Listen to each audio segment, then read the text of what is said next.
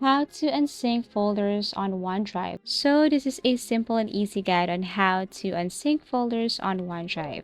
So first, you just have to go to your start menu and then type OneDrive, open, or you can just basically go here and then click OneDrive, one of the options here. Click this gear icon or settings and then tap settings. Now what you're going to do here is you have to look for account.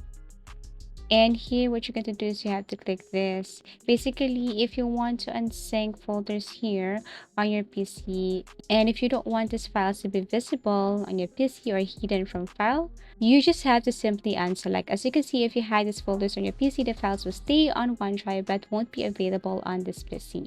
So this is the first method. The other method is that you can just simply go to OneDrive and then you can tap unsync there, but basically I'm just using the free version, so I don't have that kind of option. You can also go to sync and backup and click manage. Okay, so backup important folders to OneDrive.